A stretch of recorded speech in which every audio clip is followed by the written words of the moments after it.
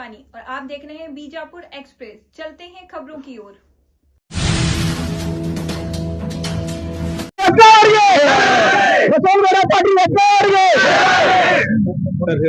जो कर्नाटक राजनीति में आज का राजकारण जो है, लोगों को ये समझ में नहीं आ रहा है कि कर्नाटक के हिंदू लोगों को बीजेपी हाईकमांड सेंट्रल लीडरशिप ने किस वजह से यत्नाल जी को पार्टी से विलंबित किया है। ये एक यक्ष प्रश्न बन गया है। मैं आदरणीय जेपी नड्डा जी से अनुरोध करना चाहता हूं, 2023 में आप ही ने कहा था भारतीय जनता पार्टी परिवारवाद के खिलाफ है। ये पूरे कर्नाटक के ही नहीं, पूरे हिंदुस्तान की भारतीय जनता पार्टी की कार्यकर्ता की सवाल यह है कि आपने कहा था परिवारवाद बीजेपी कभी सहन नहीं कर सकती। आपने एग्जाम्पल भी दिया था, इंदिरा गांधी के बाद राजीव गांधी, राजीव गांधी के बाद सोनिया गांधी, सोनिया गांधी के बाद राहुल गांधी, अब राहुल गांधी के बाद प्रियंका गांधी।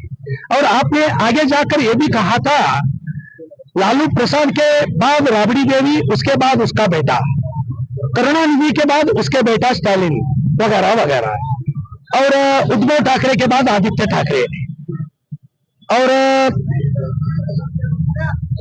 लालू प्रसाद के बारे में तो मैंने बोल दिया। ऐसे ही आपने इसी को आप परिवारवाद बोले थे। अभी कर्नाटक में येडियुरप्पा के बाद कौन है? नड्डा जी, विजयेंद्र है ना। विजयेंद्र राज्य अध्यक्ष बना है, एमएलए बना है। येडियुरप्पा के बाद राघवेंद्र को एमपी बना दिया है। इतने सारे कार्यकर्ता दिखाई नहीं दिए क्या? ये मेरा प्रश्न नहीं है। आप ही ने कहा था भारतीय जनता पार्टी परिवारवाद को सहन नहीं कर सकती और भ्रष्टाचार को भी सहन नहीं कर सकती। हमारे आदरणीय प्रधानमंत्री मोदी जी के हम अभिमानी हैं। 2014 से हम लोग नरेंद्र मोदी जी के साथ खड़े हैं। हर एक हिंदू कार्यकर्ता उनके साथ है। वैसे ही हर एक हिंदू कार्यकर्ता कर्नाटक में यत्नाल जी के साथ है।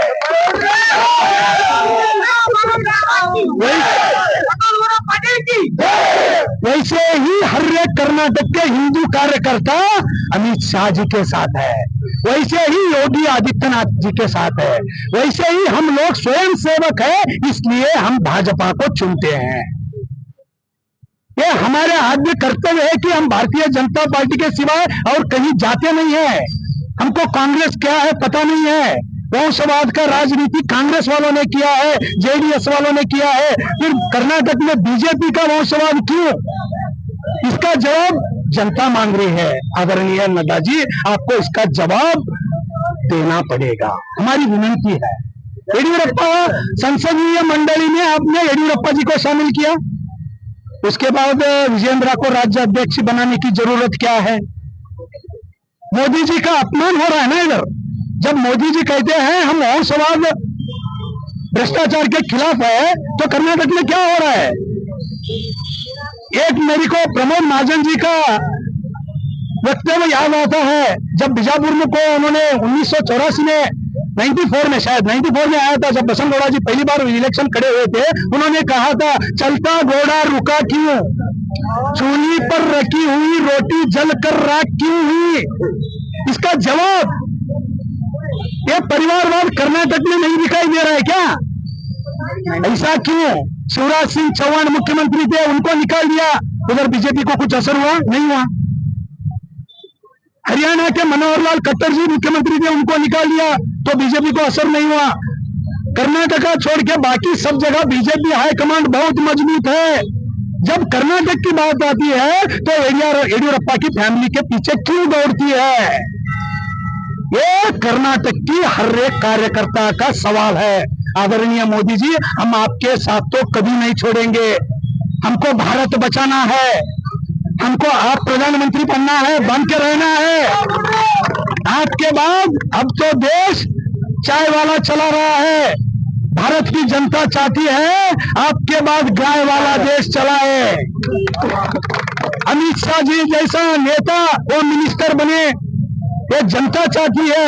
लेकिन कर्नाटक की मामला आता है तो भारतीय जनता पार्टी का नेतृत्व, सेंट्रल कमेटी इतना कमजोर क्यों है? मैं बसनगौड़ा की साथी बनकर ये बात नहीं कर रहा हूं, पूरे कर्नाटक की जनता का पोलिंग करा दीजिए भारतीय जनता पार्टी की ओर से। मैं यकीन से कहता हूं more than 90% Yatnal will take force and will be elected as state president. ये मेरा दावा है। ऐसे हजारों लाखों कार्यकर्ताओं का है। ये क्या हो रहा है कर्नाटक में? इतना कमजोर क्यों है? जब येडियुरप्पा जी ने केजेपी बनाया तो फिर उसको आप लाके बिठा दिया सीएम की कुर्सी पर। यत्नाल को 3 बार उच्चाटन किया। क्यों किया? हिंदुत्व का काम करता है, गो रक्षा करता है। कर्नाटक के कितने राजनेता ऐसे हैं जिन्होंने हमारी गौ माता को पाल के रखा है? मैं आत्मसाक्षी के साथ कहता हूं, एक बसनगौड़ा पाटिल यत्नाल जी है, 1000 गौओं का रक्षण किया है, एक कटबोर्ड में गौशाला बनाया है। वकफ के खिलाफ पहली आवाज उठाने वाला कौन है? कर्नाटक के विजयपुर का एमएलए बसनगौड़ा पाटिल यत्नाल है। उसमें बसनगौड़ा पाटिल यत्नाल जी का 1 इंच भी जमीन नहीं गया, फिर भी वो हमारे किसान और मठ मंदिर के वास्ते रास्ते पर उतर के आए। जेपीसी कमेटी विजयपुर को आके गई। ना ही विजयेंद्र था, ना ही राघवेंद्र था, ना ही येडियुरप्पा था। सब हिंदू कार्यकर्ता यत्नाल जी के साथ थे। वकफ का अमेंडमेंट 14 अमेंडमेंट आपने बिल पास किया, उसके लिए समस्त हिंदुस्तानियों की ओर से, राष्ट्रभक्त की ओर से हम तहे दिल से आपका शुक्रिया अदा करते हैं। इसका कारणीभूत कौन है? कर्नाटक की जनता को जगाने वाला एक ही इंसान है, बसनगौड़ा पाटिल यत्नाल। एक भी भ्रष्टाचार का आरोप उन पर नहीं है, परिवारवाद का आरोप नहीं है। ना ही बसनगौड़ा का पिताजी राजकीय में थे, ना ही उनको बेटे को उन्होंने राजकीय में लाया। सिर्फ एक इंसान है, हिंदुओं के लिए लड़ रहा है, उसको पार्टी से निकाल दिया है। मैं बोलता हूं, ये आपने बसनगौड़ा जी को नहीं निकाला, आदरणीय नड्डा जी, आपको किसी ने गलत इंफॉर्मेशन दे दिया।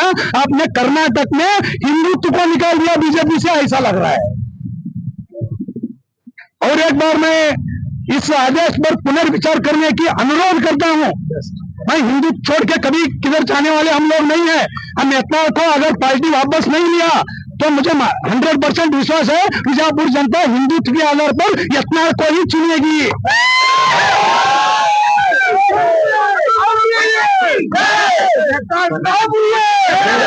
इसलिए मैं एक सिंस फ्रॉम 2001 मैं मोदी जी के समर्थक रहा हूं।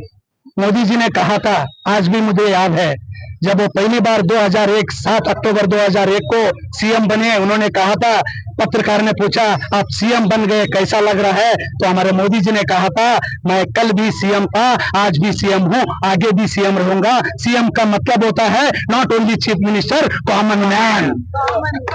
ऐसा कॉमन मैन हमारा यत्नाल जी है, इनको आप कभी ऐसा मत कीजिए। मैं प्रधानमंत्री जी से अनुरोध करता हूं, समस्त हिंदू भाई बहनों से, इधर आप देख रहे हैं कोई पैसा दे के बुलाए हुए लोग नहीं थे। आज पूरे कर्नाटक में हिंदू संगठन, हिंदू कार्यकर्ता रास्ते पर उतरा है। किस लिए उतरा है, ये सोचने की बात है। मैं आपसे अनुरोध करता हूं, हम आपके सिवा नहीं है मोदी जी, आप बसनगौड़ा जी को कर्नाटक के राज्य के अध्यक्ष बनाइए। हम आपसे सिर्फ अनुरोध कर रहे हैं, ना ही हम भीख मांग रहे हैं। हमको हिंदुत्व चाहिए, हमको यत्नाल चाहिए, हमको मोदी चाहिए, अमित शाह चाहिए, योगी आदित्यनाथ चाहिए और बीजेपी चाहिए।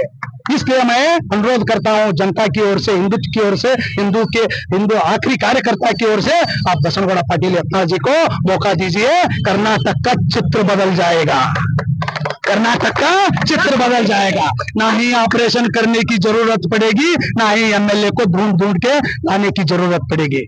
इतनी ही अनुरोध है। बहुत बहुत धन्यवाद। भारत माता की जय, वंदे मातरम। मेरा नाम विक्रम गायकवाड़ है। मैं बीजापुर शहर विकास का मैं डायरेक्टर बन चुका हूँ। वैसे ही मैं बीजेपी का राज्य नायक भी हूँ और मैं बीजापुर शहर का मैं दलित लीडर हूँ। 1990 से लेके मैं बसनगौड़ा सर जी के साथ मैंने काम किया है।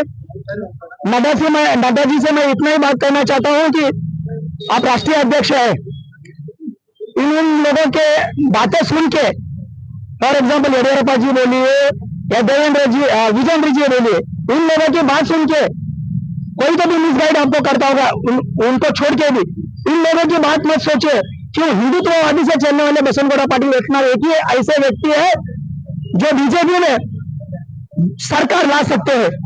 तो मेरा इतना ही अनुरोध है कि आप अगर बीजेपी बचाना चाहते हैं कर्नाटक में, तो बसवन गौड़ा जी को फिर से वापस लेना चाहिए, बस इतना ही रिक्वेस्ट करते हैं। और बीजापुर शहर एक धुलापुर था, जिधर गए उधर कोई भी प्रोग्रेस नहीं था, रोड अच्छे नहीं थे, ना लाइट था ना नल था, ऐसा अस्त व्यस्त था बीजापुर कि आदिशाही ने गोल गुम्बद पहचान से बनाया था। लेकिन आज बीजापुर ऐसा बसवगौड़ा पाटिल जी ने बनाया कि कौन सा बीजापुर, बसवगौड़ा पाटिल यत्नाथ जी का बीजापुर। आज ऐसा उन्होंने ऐसा बीजापुर बनाया कि आज कोई भी बीजापुर में है 10 साल के बाद तो बोलेगा कि भाई ये बीजापुर में कोई तो मेट्रोपॉलिटन सिटी, इस तरह से स्मार्ट सिटी उन्होंने बनाया है। इतना से लेके ब्रॉडगेज तक उन्होंने बनाया।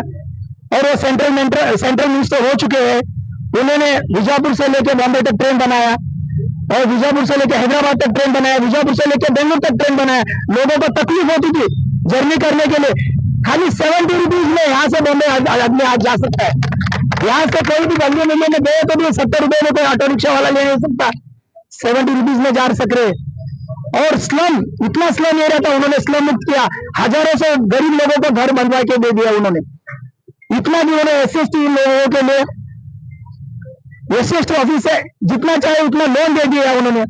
घर बनवाने के लिए हाउसिंग फॉर ऑल में उन्होंने सिद्धश्री बैंक से उन्होंने अपने खुद पैसे से लेके चंद गरीब लोगों को भी घर बनवा के दे दिया।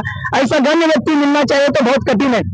मैं नड्डा जी से यही बात करना चाहता हूँ, मोदी जी से भी यही बात करना चाहते हैं। आज हम हिंदी में बात करें, कन्नड़ में रोके में, हम कर्नाटक में हिंदी में बात करें, इसलिए कि आप तक हमारी आवाज जानी चाहिए, आप तक। और मेरा यूट्यूब वाले रहने कोई चैनल है, मैं आपको मीडिया से इतना ही रिक्वेस्ट है कि कृपा करके अगर बसवगौड़ा को छोड़ के आप करेंगे तो बीजेपी को बड़ी हानि है।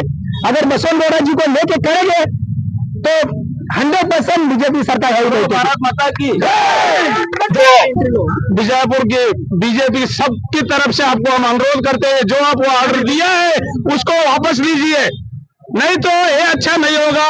बीजापुर में जो बीजेपी खड़े हैं उसकी आधार स्तंभ है बसवगौड़ा पाटिल। इसीलिए नड्डा जी आपको अनुरोध करते हैं, जो आप ऑर्डर दिया है उसको आप वापस लेना ही पड़ेगा। आपको अनुरोध है, आप ऑर्डर वापस लीजिए।